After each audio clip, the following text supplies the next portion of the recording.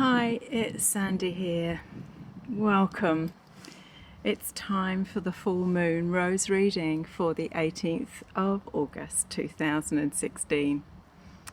And I don't know about you, but certainly this build up to the full moon, the energies have felt a little bit chaotic. I have to confess, I've lost count of the number of times I have tried to do the take for this rose reading for this time. I've never experienced anything like it.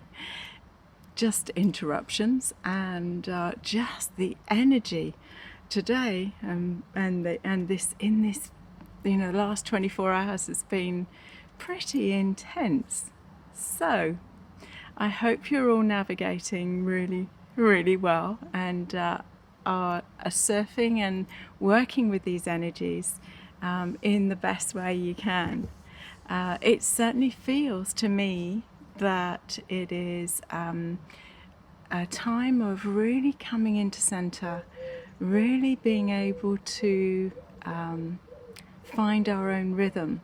It's very interesting that actually from a Vedic astrology point of view, the nakshatra that this full moon is in is Dhanista. And Dhanista, the symbol of Dhanista is the drum. And I've just come back from Gaunt's house summer gathering and have been really, really aware of the power of vibrational medicine in our lives now. You know, the use of the gong, the use of the drum, tuning forks, and to a degree the rose work as well. You know, these vibrational tools have the opportunity for us to really shift our energy, and when we can shift our energy, we can move into a different perspective of what we're experiencing in our day-to-day lives. So, you know, these times are really calling us to, regardless of whatever's going on around us, to make time and come into center. And many of you know I have a labyrinth here in the garden at the Rose Temple that is a very simple labyrinth, actually. I have written a blog post about it on this newsletter, but it gives a reminder all the time of this need to let go of the old, to come into the center and find the places in which we can have tools around us that bring us into that reminder. Absolutely essential for these times going forward, and also the fact that we're going into an eclipse season again.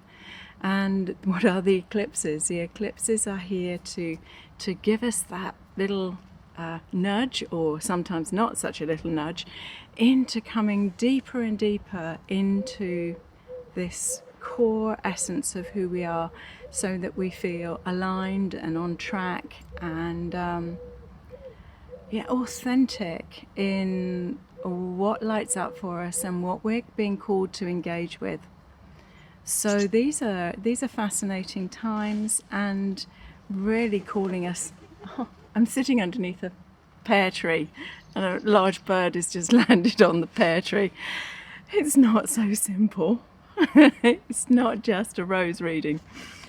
Anyway, let's see what the roses have got to offer for us in their wisdom at this time. So, are you drawn to rose card 1, rose card 2, or rose card 3? So just see which of the energies sort of pop for you. Anyway, here we are, rose card 1. So she is Rose Ma 1, and this is from the set, the Mother of the Rose set within the Rose Oracle. And these are the qualities of the awakened and empowered feminine. They sit on the heart field. And this, as Rose Ma 1, she says, I am magnetic. I attract to me all that is in the deepest resonance of my heart, for in that is my truth and my power. And this is the one of the powers of this time is the fact that we are really being called to say, what lights me up? What is my truth? What does my heart say? And that really tells us whether there is still work to do, whether we need to track a thread down and release something else within our fields, or whether we are being called to step forward into something new. So if she's spoken to you, if Rose Card 1 called you today, look at the magnetics of your heart. The truth is that when the heart field is clear, when the heart field is totally aligned, when your personality and your soul energy are in perfect alignment, then the move forward is absolutely effortless. It is not for us to kick doors down at this time. These, unless they are internal doors within ourselves that we can really truly recognize are blocks to our moving forward. This is about effortless manifestation, and the true magnetic spin of the heart enables that to be so. To be in the flow, to be able to effortlessly row the boat down the stream and know that we are totally and totally on track and totally in alignment. So here she is, Rose Ma 1. Really powerful rose. Look at the spin in her center. And this is a rose that called me from the Mottisfont Rose Garden in Hampshire. And she was tucked just around the corner from a beautiful old arch into a walled garden. And the blooms are the size of your hand. They are huge. And she's called Crimson Glory. Really stunning, stunning rose. Just also felt to say she's one of the roses that called to be made into one of the big rose silk wraps that we do. And it's a totally enveloping energy to have wrapped around you.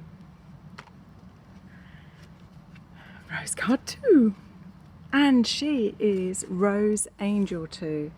Now the Rose Angels were the 5 roses, there are 10 roses, but 5 energies that are the wounded aspects of the heart. So she is an energy transformer. The 5 wounds transform us to self-love, trust, truth, forgiveness, and surrender. This one, Rose Angel 2, is one of the roses that sits on the crown, and she is the transformer from separation to surrender. And so the deeper calling for this is to be able to read the signs in our external circumstance and be so totally guided that we know that there's a bigger picture, that actually we don't have all of the answers. We might be guided to some of the answers, but actually the truth is in being able to align ourselves with the frequency of the time, to bring our heart energy into sync with the unfolding energies and know that we are perfectly placed with our gifts, with our strengths, to be able to effortlessly move ourselves into the world in flow, in surrender to a bigger picture. Always there is a bigger message in everything that's unfolding, and to be awake to that allows us to be very much in the present moment. So she's asking you to surrender what you think ought to happen to a being a part in a bigger picture, to play that part as fully and as magnificently as you can, to be absolutely present to what's unfolding. Very beautiful rose, very open on her outer, and a richness and depth in the inner. Very soft sort of pink gold in the center, which for me is absolutely the frequency of the heart. So it's about surrendering into the flow, surrendering into an acceptance and a real embracing of the journey in our story. And if you chose Rose Card 3, This is Rosemar 5. So again, one of the Rosemar roses, and her quality is I am wisdom. You know, this is the total energy of the energy of Sophia, the divine feminine. You know, the wisdom aspects of our inner landscape, whether we're masculine or feminine in gender, we hold both of these energies as a weave. And she has a depth and a potential within her. It's like all is known within her, and she is ready to share that wisdom with the world. And wisdom is different to knowledge. You know, we can learn knowledge, but wisdom comes from a depth within our very beingness. It's not even a belief. It is an absolute, it's a gut knowing, it's a connection to Akasha and the wisdom of all ages, the wisdom of all times, and the wisdom of all that we came to be. Trusting ourselves and trusting that wisdom is what we're being called to do. And to have the courage to take that wisdom out into the world to inspire others.